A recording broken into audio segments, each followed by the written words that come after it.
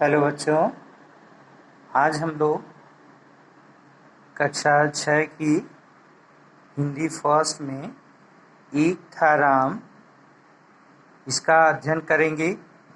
देखिए, एक था राम जो ये लेखक हैं, इसमें डॉक्टर श्री प्रसाद जी हैं, जिन्होंने इसमें बुरी संगत के बारे में बताया है कि संगत जो है, बुरी संगत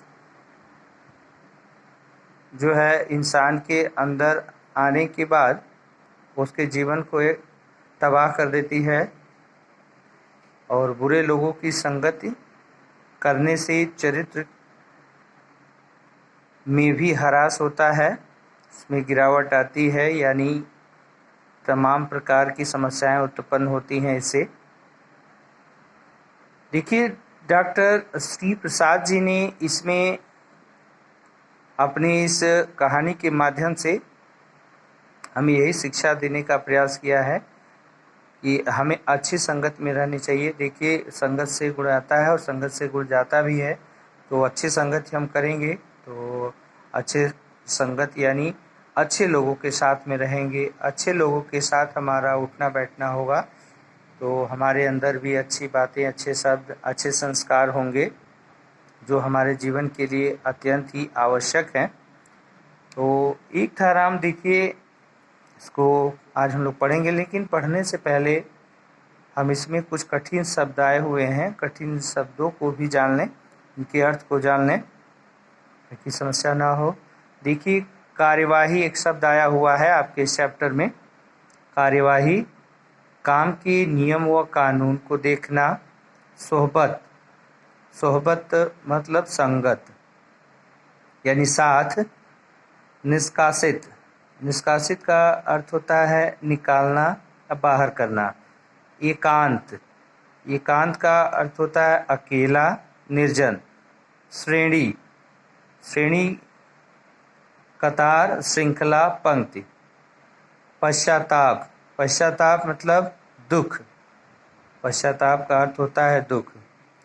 तो आइए हम अब इसके बाद जो है लेखक के विषय में कुछ चर्चा कर लेते हैं, कुछ जान लेते हैं डॉक्टर श्री प्रसाद जी के बारे में। सुप्रसिद्ध बाल साहित्यकार डॉक्टर श्री प्रसाद का जन्म 5 जनवरी 1932 को आगरा के पराना गांव में हुआ था। उनके 22 बाल काव्य संग्रह, 19 बाल कहानी संग्रह,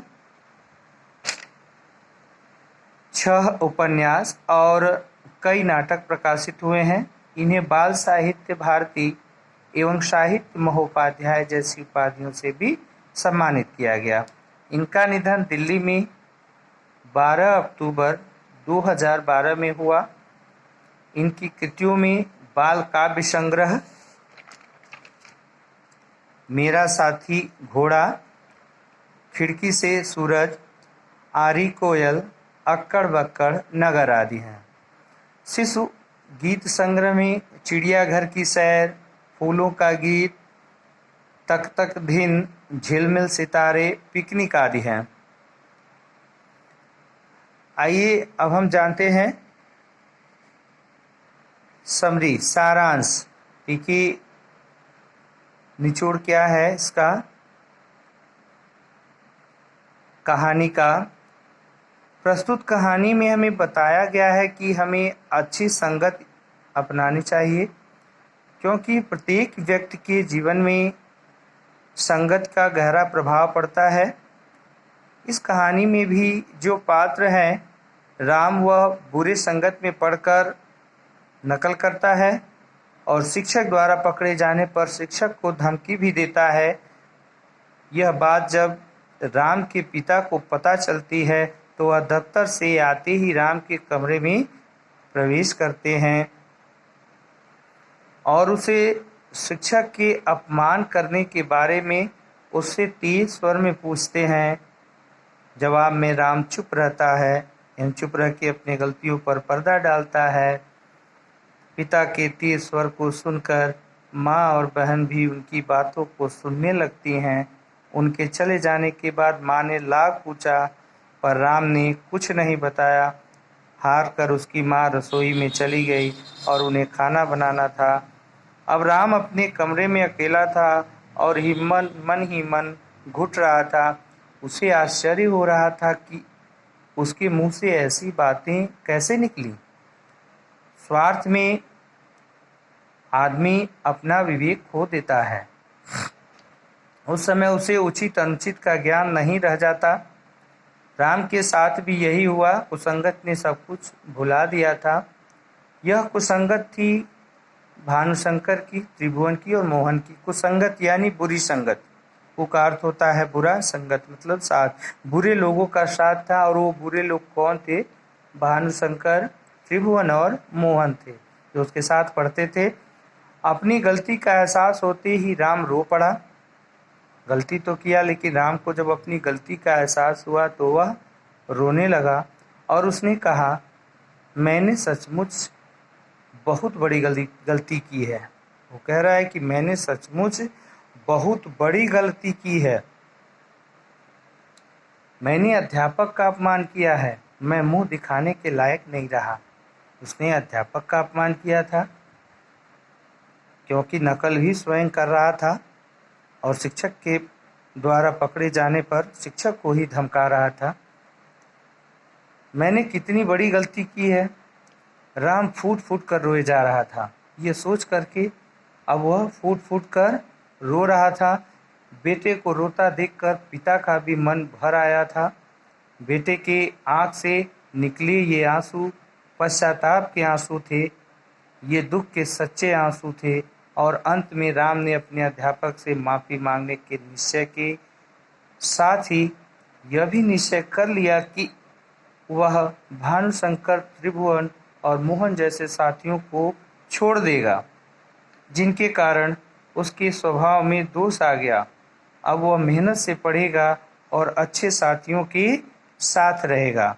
देखिए, ये बताया मैंने समरी जो सारांश इसका आपके इस चैप्टर का पूरे का जो है निष्कर्ष इस कहानी में क्या है। कहानी के माध्यम से श्री प्रसाद जी ने, डॉक्टर श्री प्रसाद जी ने क्या बताने के लिए हमें प्रयास किया है कि हमें जो है वो अच्छी संगत में रहना चाहिए, बुरे लोगों की संगत नहीं करनी चाहिए।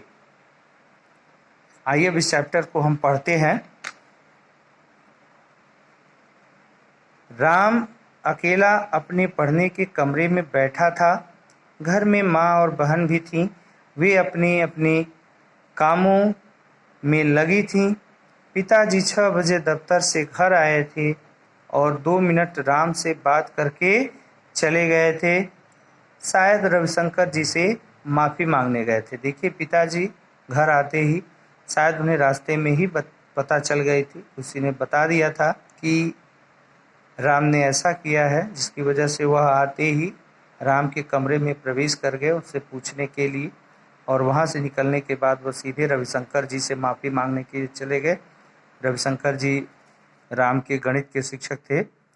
जब राम के पिताजी दफ्तर से आ रहे थे तभी रास्ते में किसी ने उनसे सारी बातें कह दी थीं, यानी उसी समय बता दिया था किसी ने। आते ही वे सीधे राम के कमरे में गए और कड़क कर पूछा, क्या सवेरे परीक्षा के समय कोई बात हुई थी? राम चुप रहा। राम चुप्पी साधे रहा अपनी गलतियों पर। राम के पिता ने फिर कड़क कर पूछा, क्या आज तुमको तुम्हारे गणित के अध्यापक रविशंकर जी ने नकल करते हुए पकड़ा था? क्या ये सही है कि तुम्हारे गणित के शिक्षक रविशंकर जी ने नकल करते हुए तुम्हें पकड़ा था? जी, राम ने कबूल किया। राम ने कबूल किया कि जी, नकल करते हुए पकड़ा था। तुमने उनसे क्या कहा? तब तुमने उनसे क्या कहा? राम के पिता फिर बोले। राम फिर चुप रहा। बोलते क्यों नहीं? राम के पिता गरजे। राम की माँ और बहन भी आकर सुनने लगी और जब पिता के तेज स्वर को सुना तो माँ और बहन भी कमरे में आकर के उनकी बातों को सुनने लगी।